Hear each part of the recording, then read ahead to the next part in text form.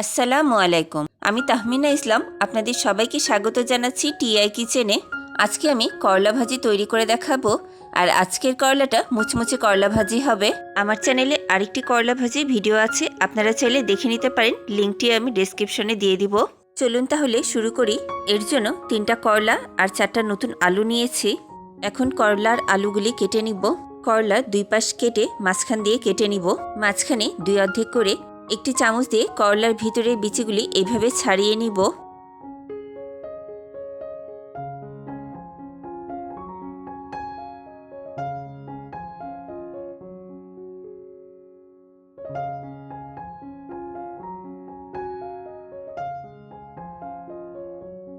এবারে সাইড দিয়ে এভাবে চিকন চিকন করে কেটে নিব।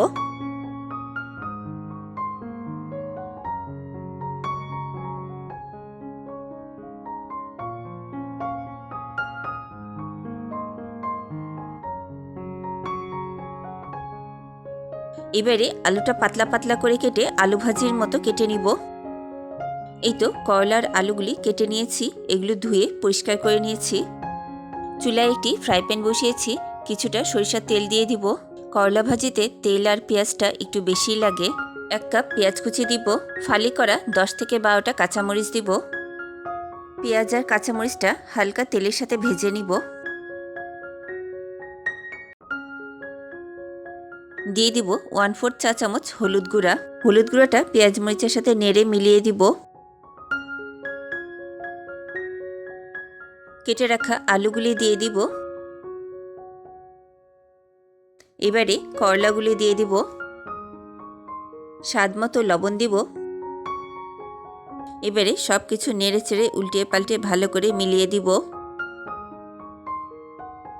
এবারে যেটা করতে হবে, মিডিয়াম টু লো হিটে ভাজিটাকে পুরাটা প্যানের মধ্যে ছড়িয়ে দিব এবং নিচেটা লাল হওয়া পর্যন্ত অপেক্ষা করব। আর ভাজিটা ঢেকে দিব না, নিচে একটু করে ধরে আসবে, তখন আবার নেড়ে চেড়ে উল্টিয়ে দিব। নেড়ে চেড়ে আবারও পুরাটা প্যানের মধ্যে ছড়িয়ে দিব, দিয়ে আবারও নিচে লালচে হওয়া পর্যন্ত অপেক্ষা করব। কিছুক্ষণ পর পর এভাবে নেড়ে চেড়ে উল্টে পাল্টে দিব, আবারও নিচে ধরে আসা পর্যন্ত অপেক্ষা করব। এভাবে 6-7 বার পর্যন্ত করতে থাকব।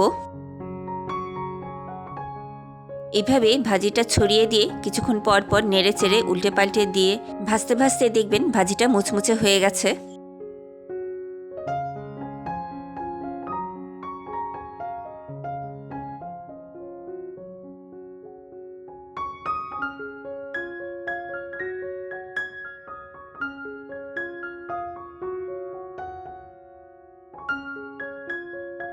এই তো নাড়াচাড়া দিতে দিতে আমার করলা ভাজিটা মুচমুচে হয়ে গেছে। এবারে তুলে দেখাচ্ছি। আপনারা খুব সহজেই এই ভাজিটা ট্রাই করতে পারেন। গরম ভাতের সাথে এরকম একটা মজার ভাজি থাকলে আর কিছুই লাগে না। ভিডিওটি কেমন লাগলো আমাকে কমেন্ট করে জানাবেন। ভিডিওটি ভালো লাগলে একটি লাইক দিবেন আর এমন সুন্দর সুন্দর রেসিপি পেতে আমার চ্যানেলটি সাবস্ক্রাইব করবেন। আজকে এখানেই শেষ করছি। আল্লাহ হাফেজ।